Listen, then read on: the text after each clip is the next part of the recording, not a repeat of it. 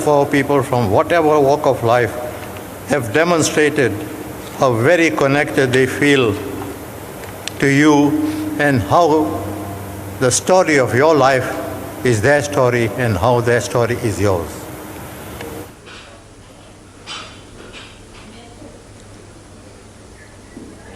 I think one of the most moving speeches of all time. It really is. Ahmed Kathrada speaking at the funeral of Mandela. That was on the 15th of December last year. And I think that was certainly one of those, the most moving times. And I think everybody's saying that at the funeral, if there were no tears shed, that was the moment when everybody just burst out crying, because that was just such an emotional tribute. I am sitting with Mr. Ahmed Kathrada right now, and it is always a pleasure. It's always a privilege, never mind a pleasure.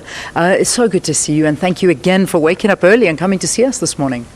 Thank you for having us again. Yeah, I mean, it's almost a year down the line. I mean, do you sort of how do you feel a year later? Is it still as difficult as it was the day you heard? Yes, every anniversary one feels it much more. Yeah.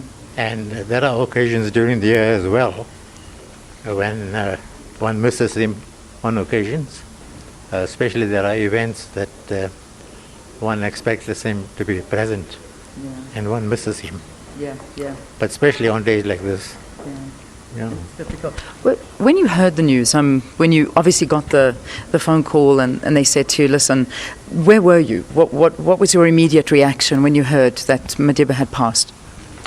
What had happened is that I was warned a little beforehand that he is not going to survive. He's going to pass on that night. Yeah. So I was prepared for that. Okay. Yeah. Did you go and see him? One can't be fully prepared, until it happens. Yeah. When was the last time you went to visit him? When did you see him last? Okay. When did you last see him? I saw him in hospital. Okay. Just a little before he passed on. Yeah. But I mean, that day, I mean, that's that tribute that we saw when you were speaking at his funeral, and you broke up, you choked up, it really was an emotional time for you. What was it like for you to stand up there in front of the world and speak about this friend of yours? He was a great icon for us, but he was your friend. No, it was the most difficult speech that I ever had to make, especially the conclusion, Yeah. It was very, very difficult.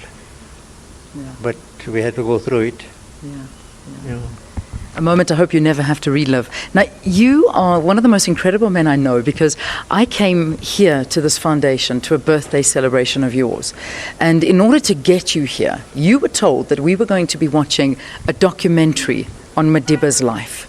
Now, you came on your birthday to watch a documentary on Mandela's life. It was your massive day, your birthday, but it turned out that it was a wonderful surprise that we actually saw a documentary on your life, which was fantastic. I mean, that's just you, and that's just how you held Mandela. I mean, even on your birthday, you would want to watch a documentary on his life. No, well, they played a trick on me.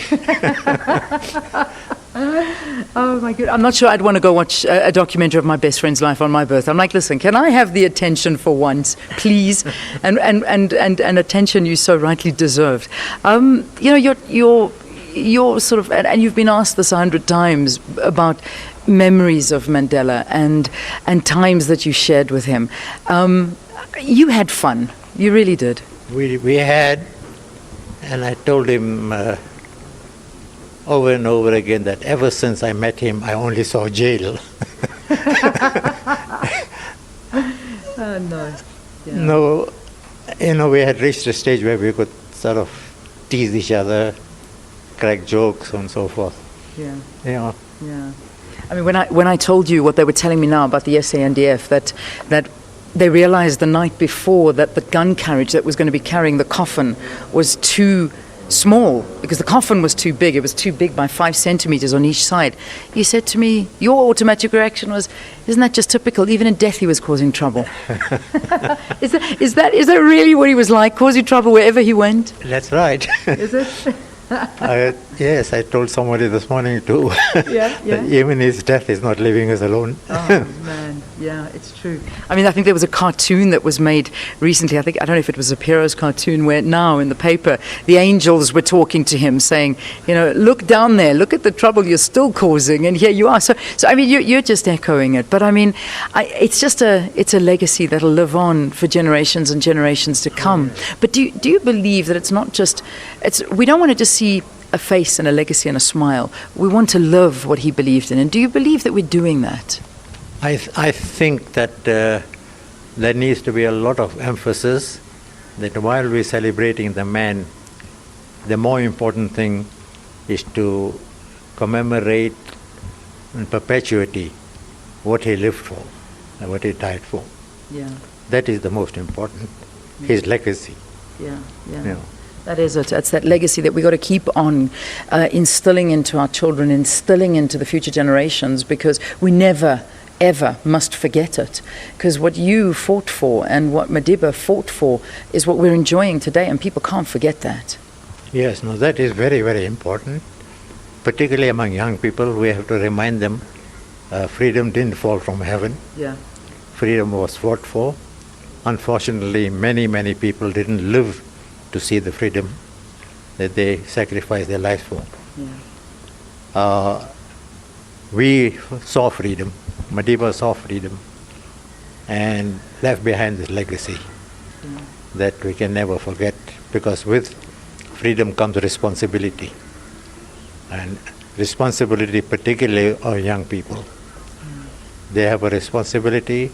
Everything that was closed to them before, every avenue is now open. They must take full advantage of that to serve themselves, their parents, but most important, to serve their country. How's your foundation doing?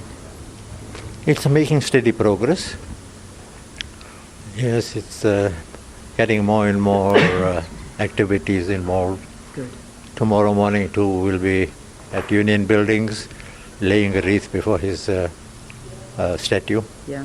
You know. All right. So the Ahmed Kathrada Foundation doing good work as well, and also still keeping that message alive. And Ahmed Kathrada, thank you. You're a gem. You're an absolute icon for us here, and we really appreciate you coming through today. Thank you very much for being with us. Thank you very much for having me. It's an absolute pleasure as always. All right, Ahmed Kathrada talking to us here on the eve of the death of our late President Nelson Mandela. There's still more coming to you from the Nelson Mandela Foundation.